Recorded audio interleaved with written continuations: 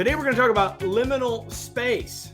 But you didn't come for that, but you'll be glad that you came. You came to create transformation in the midst of all the uncertainty that is around us. And I promise we'll get to that too. Welcome to another live episode of the Remarkable Leadership Podcast. If you're here live, as I've asked a number of you to do already, say hello, tell us where you're from.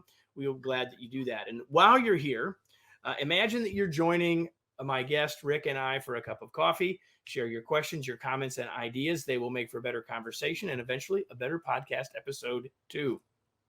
And if you aren't here live, that means you are listening to this as a podcast or watching it on the podcast, but you could be live for future episodes. You can get all future live episodes and therefore interact with us and see them much sooner by joining our Facebook or LinkedIn groups. Just go to remarkablepodcast.com/Facebook or remarkablepodcast.com/LinkedIn. And today's episode is brought to you by Remarkable Masterclasses. Each masterclass is designed to help you become the remarkable leader and human you were born to be. Details on how to get on board for a specific skill or to get discounts can be found at remarkablemasterclass.com. Our guest today is Rick Simmons. You can see him here beside me if you're watching. Rick is the co-founder and chief executive officer of the Telos Institute, which helps leaders in business and industry hone their leadership skills, optimize their business strategy, and embrace change as a strategic advantage, which we're going to talk about today. He's also the co-author of the book Unleashed, Harnessing the Power of Liminal Space. Prior to founding Telos, Simmons spent 10 years in various senior strategy and sales leadership roles in the financial services industry. His co-author and co-founder is also his partner in life, Amy Simmons. She is not joining us today, but they live in Ohio and they have 4 children. And Rick is here, and the tap dancing stops and the conversation begins. Rick, welcome. So glad that you're here, sir. Kevin, it's great to be here, and thank you for your flexibility. I found myself in a little bit of technological liminal space this morning, and you're very gracious and very patient, and I appreciate that greatly. We've got folks joining us now from Zimbabwe and all the way from Tennessee. Good morning, Chris Glover, and bonjour from Montreal. And we've got Colorado. And so the water's warm. Jump in if you're here. You can tell us where you're from. Let me dive right in, Rick. Normally, I would have your book here and I would be holding it up and letting you smile. But I left it at home, not in my office, but at my home. So let's just dive right in. Hello, Scott from Ohio. I'm not going to spell it out the way you do because I'm not a Buckeye. And so I want to start by having you talk a little bit about the journey that gets you to this place. Not just writing a book, but doing all the work that you're doing. Let's just start there. Tell us a little bit about your journey, Rick. Yeah, thanks, Kevin, and good to be with you again today. I think that for most of us, we reflect back on our lives and our journey, and we realize retrospectively that there's these periods that accelerate our forward progress. We may not recognize it at the time, but there's these moments that force us into seeing more clearly, thinking more deeply, and responding more directly. And I certainly have found myself in those places on a number of occasions, both personally and professionally. And I think, it culminated in many ways as Amy and I were in graduate school. And we were in one of those curated moments, the 2-week period overseas where with our graduate school cohort, we found ourselves in some liminal space, traveling through the EU, doing some consulting work as graduate students. And we commented to one of our professors of our sister university we were spending time with there that, gosh, it felt like we were really accelerating. And it was he that sort of looked at us and said, yeah, of course, this is, a liminal space, one of these periods as we now define it, these periods of discontinuity that creates an openness to change. And so I think that whether we look back retrospectively as we've been in one of those accelerating periods, and I would say even today being more open to those periods and how to leverage them and harness them. But what we'll talk about, I'm sure, in a little bit, Kevin, is the opportunity to actually trigger those, to author those. But our journey was really born out of a graduate school experience where we found ourselves in one of these liminal spaces. We learned more, we grew more, we looked more deeply, and it certainly affected the path we've been on for the last 15 years. So, that I promised in the open that we would talk about this thing called liminal space. And I'm guessing that many people never heard of that. And you just sort of told us what it is. And I think that you said something really interesting about that we often can see it looking back. And so talk a little bit more about that. When we look back, again, the wonderful thing about language and about words is that oftentimes once we have a word for something, it helps us see the world in a new way. So we may not have known this word or this phrase, and so we might not have thought about the space that we were in that allowed the growth to happen. What we may remember is or recognize as the growth, or this massive change that perhaps we went through one way or another. So talk a little bit more about, and we're definitely going to talk about triggering it and moving forward and all those sorts of things, but talk a little bit more about as we're here looking back at perhaps one of these moments, how do we know, or how do you help us dissect or pull out the liminality of it, if you will? Yeah. So, the word liminal itself is a word that Webster's defines as, betwixt and between, the threshold moment, very practically, it's even a daily situation where you're in one room, you're not quite yet in the next room, and you're in that threshold period there. You're sort of in nowhere, no man's land there. And I think we find ourselves in those periods in life many times as well, where we're it's akin, another analogy Kevin often uses, the trapeze artist, right there, to grasp the next bar, they actually have to let go of the previous bar first. And so those in between moments, and to your point, it's hard without that language or that framework to recognize when we're in one of those liminal spaces, those transition periods. And I think I would bifurcate this on a personal and a professional level. I think on a personal level, there's often, an earmark of being in that space is a subsurface feeling of fatigue or angst. And we often can't quite put our finger on it. None of us have felt that in the last 2 years. Right, for sure, right? Well, and let me just say, this is in addition to those more high-profile instances where we lose a parent, or a death of someone close to us, or a divorce, or a job change, or loss. Like, those are the more obvious, on the nose instances. But the majority of the circumstances where we feel that subsurface level of fatigue, and you're right, the pandemic has been both a liminal space in and of itself, and has triggered some of those feelings for all of us, and I think caused us to be in that point of in between on a number of different levels. Now, professionally, I want to just say that oftentimes organizations will approach, Kevin, a period of a 3 or 10. And here's what I mean by that. When we approach, let's say we're a $30 million business, and we continue to grow, we approach $100 million.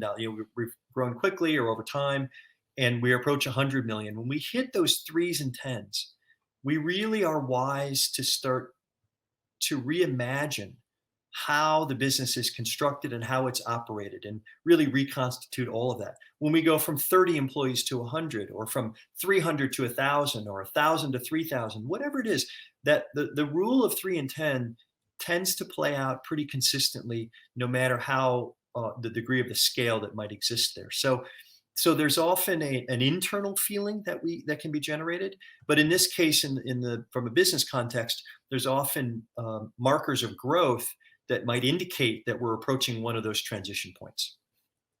Great. So in the book, you provide us a framework and a formula, really. So now that we know what we're talking about,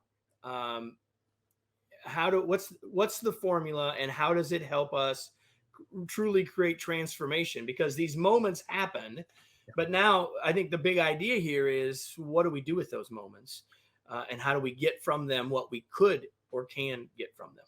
Yeah, for sure. And I'll unpack this, Kevin, in a way that distinguishes between what we'll call imposed liminal experiences and those that are curated or self-authored, as I'll say.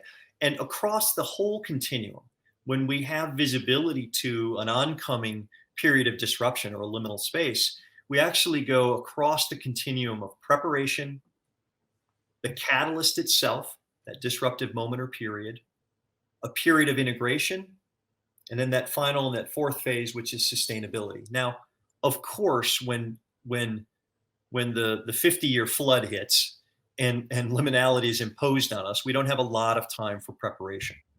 So it really shortens that process down to a three-phase experience. But I'll, for the purposes of this discussion, talk about that full continuum from preparation to sustainability. And it's really an opportunity to get us prepared and most highly predisposed to absorb this oncoming period of transition. And I think in part, Kevin, without going too deeply into each of these steps, I'll say that it's really about cataloging what will be unchanging as we move through this period of transition. You know, I like to think that people are unwilling to change until they know what won't. And so I think it's really important to catalog what will be the enduring aspects of who I am, what's important to me in my life, what the values of our business are, if we're talking about an organizational context. And armed and equipped with that, now we become more open and predisposed to whatever the shifts or transitions that might be ahead, because we know that these core things are locked. You know, I think it's a really important point. Obviously, I'm taking some notes here.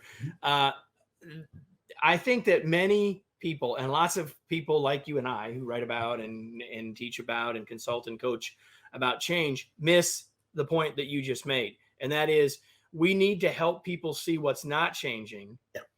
Because when we make all of the conversation about the change and here's what's happening and here's why it needs to change, we have all this great communication, even if we do that really well, then all of our brain or amygdala and everything goes to, oh, it's changing, oh, it's changing, oh, it's changing, when it's often relatively small in the big picture perspective, relatively small amount of things that are changing. And if we can have that foundation that we can rest on and we can lean against, then we are in a much better position to deal with what is in fact changing. You want to add any more to that? So well said, Kevin. I beautifully said.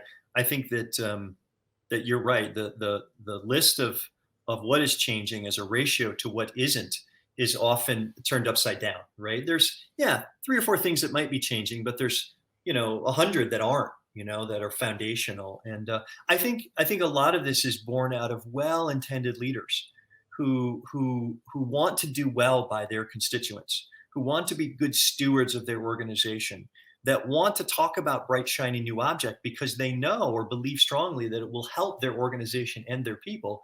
But I think that they're wise to lead with what's enduring, give them and their organizations or themselves firm footing, get knees bent, shoulder width apart, so that when we introduce the 2 or 3 things that will shift, we're ready for that.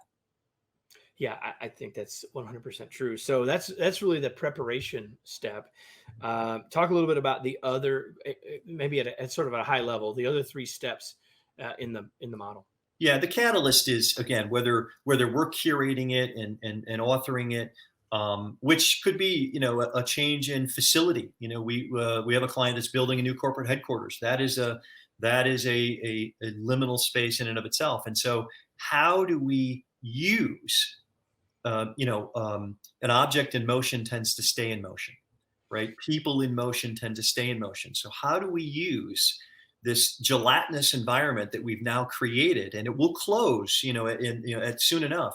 But how do we use that to introduce additional changes, because people are more in motion now? And I think that's really about the catalyst. How do we see this as an opportunity, not only to manage our way through whatever the specific disruption is, but to use it as an opportunity to consider other things we've been hoping to make shifts on that we've never been able to get access to because everyone's just locked in and sort of dug in. Okay, so how do we juxtapose that? There's Kevin's fancy word for this morning.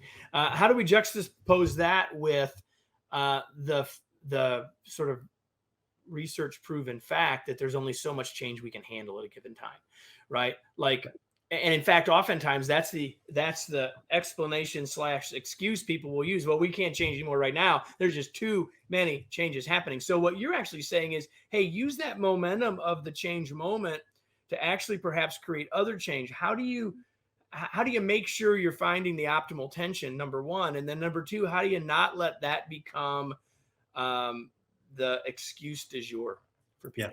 Yeah, wonderful question. And I think that, the core of this is that human beings, wonderfully so, are pattern recognizing, mimicking machines. And so it's really the business case for why, when disruption it falls upon us, why we really want to leverage those opportunities. Because left to the day to day, it's very hard to break human beings out of the patterns and the habits that they recognize and impart on an ongoing basis. So we know that this creates an open window for us to again, this gelatinous phase that we're now open to. But you make an excellent point. Even too much water will kill you, Kevin. So like, I think there's real merit. Inside, not even just outside. Yeah. It's easy. Like too much water around us, it's easy. Right. But even inside, right? Right. So I think it's a very fair point, to understand that introducing or dosing in too much change actually paralyzes us. And we may talk more about this later, but we'll often use new physical surroundings. We take senior leaders to bucket list type destinations around the world: Kilimanjaro, Patagonia, Iceland, the Grand Canyon, and we use those physically disrupting experiences to take them to their red line, so to speak. But when you take them beyond the red line, then they stop processing. They stop being able to integrate some of that learning. So what we tell leaders and organizations is introduce and test, right? Meaning, introduce a new change concept. If there seems to be a readiness there for the organization or that team or that individual, then introduce again and test. And I think this is where the intersection of art and science, culminates in what we call organizational development, because there is no one size fits all formula here for that. So we encourage leaders to introduce and test meaning test their ability to metabolize that new concept, integrate it. And we'll get to integration and sustainability in a minute, but I think that's really the formula for seeing how much change we can introduce. So let's do that. Let's talk about those last two pieces real quickly. So integration and sustainability. Yeah, so I think what we've learned from individuals and teams and organizations is the real opportunity here is to take these disruptive catalyst moments and make meaning of them. And so I think that it's important to be deliberate and thoughtful about what did we learn from that disruptive period? What do we know as an organization that we do well, that we don't do well? How did we manage through that catalyst experience in a way that was optimal or suboptimal? And I think that's really about, most of us want to just get through that catalyst, whatever that disruptive period was, and go back to normal, right? And I'll use the pandemic as an example. How many times I've heard, as I'm sure you have from neighbors and friends and family, when are we going to be back to normal?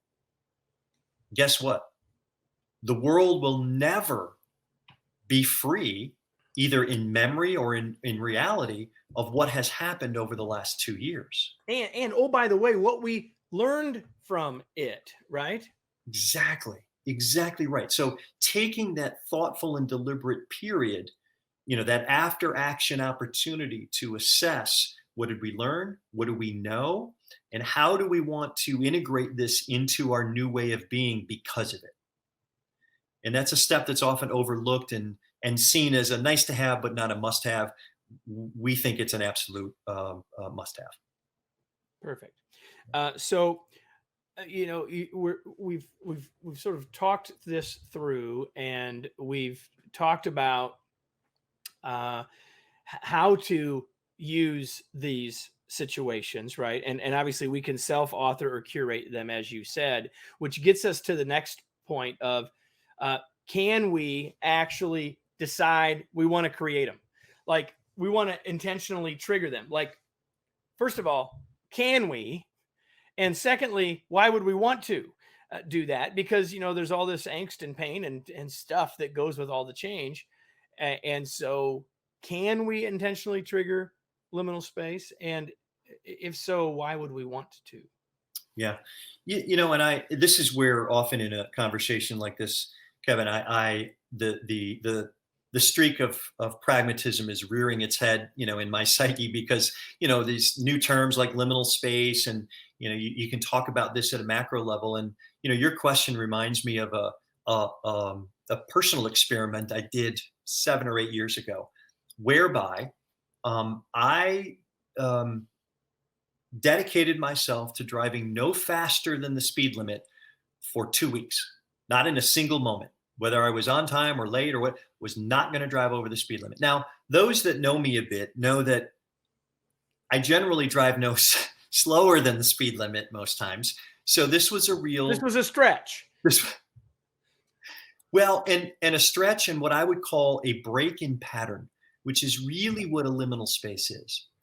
And Kevin, do you know that I saw things, I experienced things, I considered things that I had never considered on routes that I had taken 1,000 times.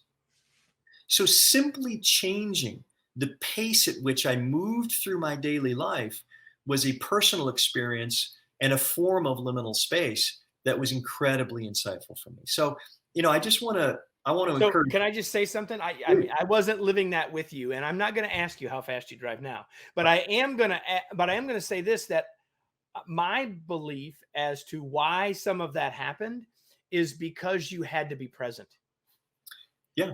You had to be present to make sure you weren't going over 45, 55, whatever it happened to be. Yep. And as it turns out, in the state of Ohio, that's probably not a bad idea. Just saying, to stay there. But by being present for that, you were able to be present for everything else, which there's a pretty big lesson there in and of itself. I know I interrupted you, but I thought that was too important to let slide. No, I'm glad you did. I 100% agree. And I would just, add the adjacent component that because I was changing my pattern in one means, I was open to changing how I was thinking and being in other ways, without having to be so deliberate about it. Presence being one of those.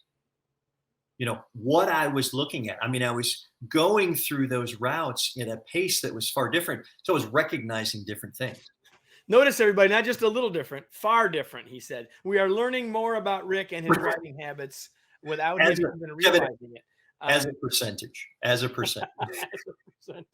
Fair enough. Okay, so maybe that says, yes, we can intentionally trigger it. And now we would probably all say it often is just a decision that we make, that, maybe, whatever that might be. I'm a big proponent of, and have written much about the idea of having an intentional learning goal. Like, I'm going to intentionally say, I'm going to work on this thing or practice this skill for the next, 30 days, 60 days, 90 days, whatever it is. And that's a way of doing this, to be the intentionality piece of that. So I want to sort of take us back. That gives us a chance to talk a little bit about the curated or the chosen situation. But I want to take us back. We've mentioned the pandemic a couple of times. And so I'm curious, the book came out in the middle of 2021. And so you were, I'm guessing, writing it or finishing writing it after the pandemic had started. And so now we're looking at a number of months since, over a year since you finished writing, and approaching a year since it came out. So, like, what are the lessons that you would say now we could all take from this common experience, this common liminal space related to the pandemic? So what are some of the present day lessons that perhaps we can take? Yeah, I think there's two things. I think there's two things, Kevin. You're right. We did start writing this before, a global pandemic was thrust upon us.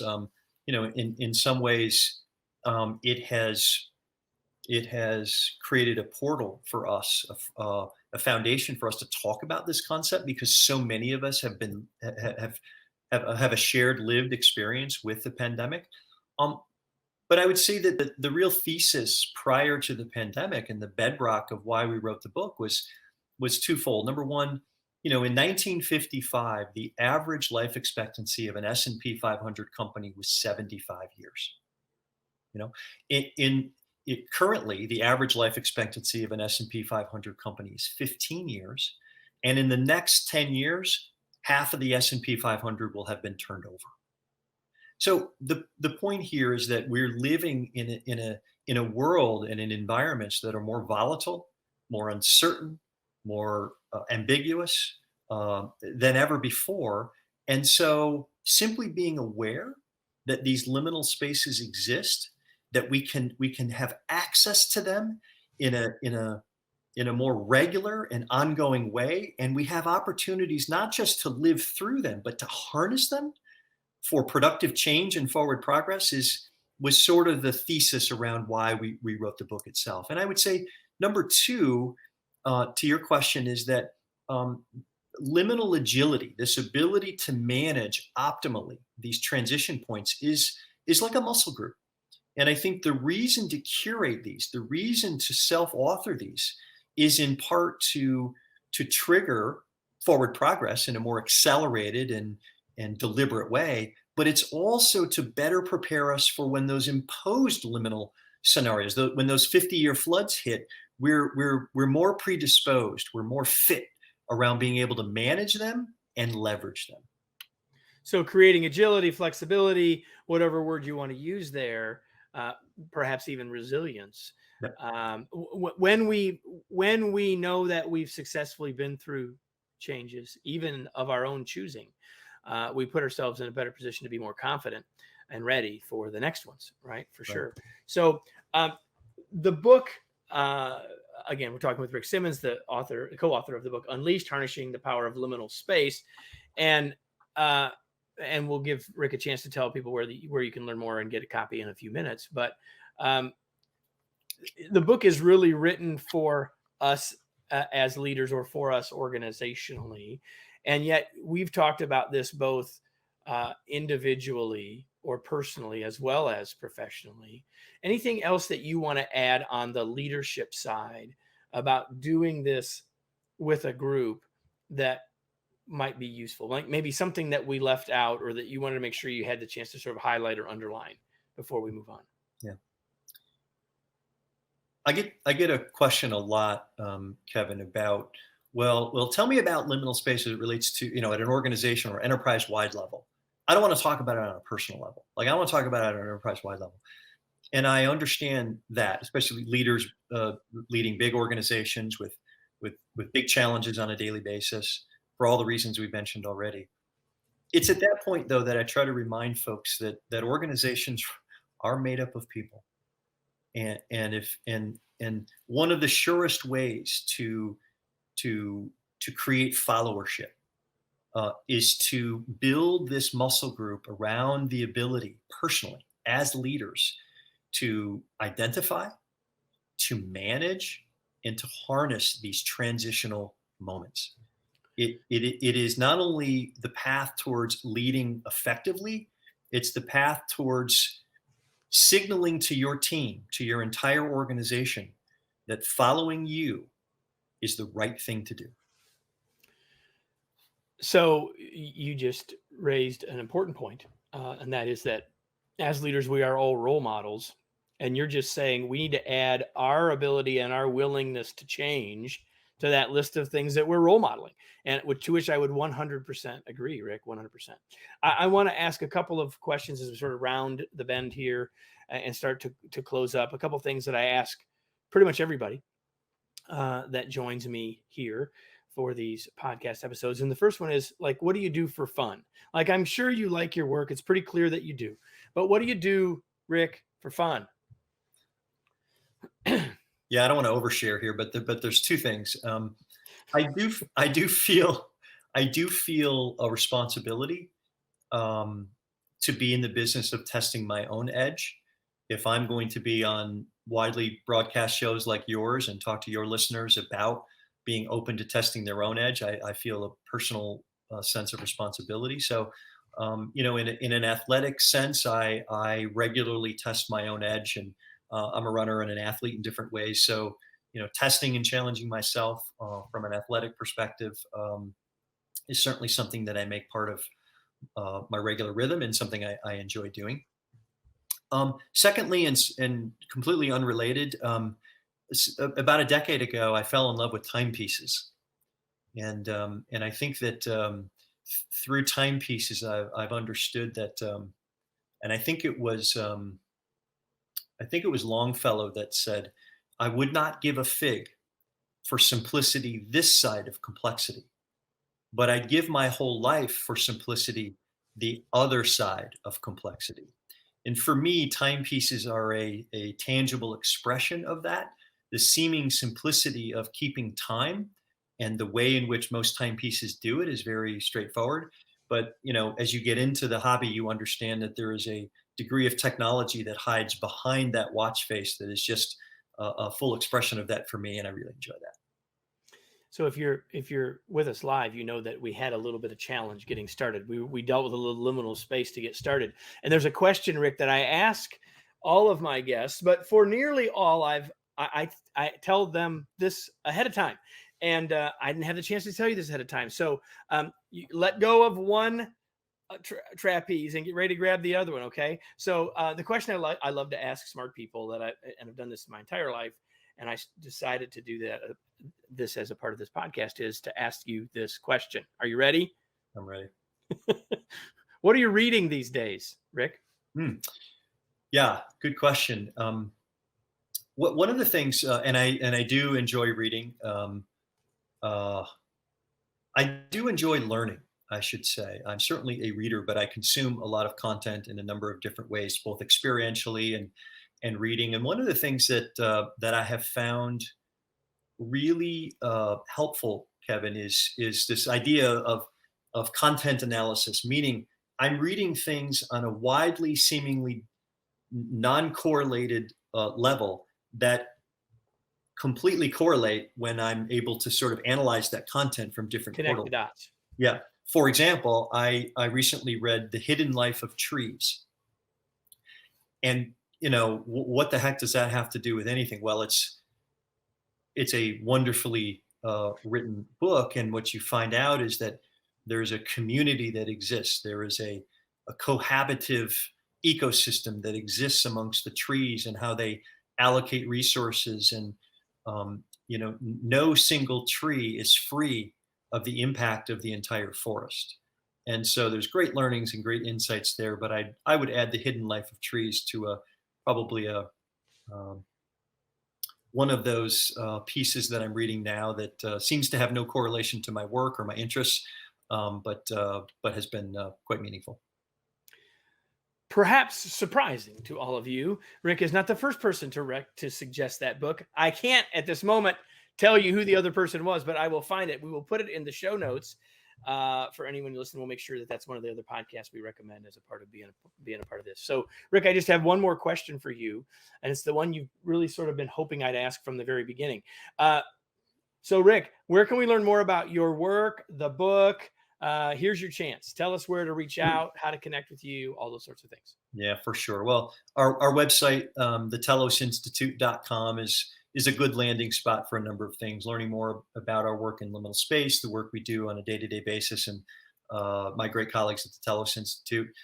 It's also a portal to access our podcast, which is Unleashed, Harnessing the Power of Liminal Space, as well as access our book, which is by the same title. And you can find Unleashed on all of your favorite book buying platforms, Amazon, Books A Million, Barnes & Noble, et cetera, et cetera. So there, and certainly via LinkedIn, our company profile on LinkedIn, and certainly my personal profile. I welcome anyone to reach out. I enjoy connecting on LinkedIn as well. And that's where some of you are watching, and you can find Rick pretty easily if that's where you're watching. And if you type in Rick Simmons into LinkedIn, you'll find him. I promise you, because I did it once. Anyway, so before we go, everybody, I've got a question. I'm done asking Rick questions. I'll thank him in a second. But I have a question for all of you. And the question is simply this, my favorite question. Now what?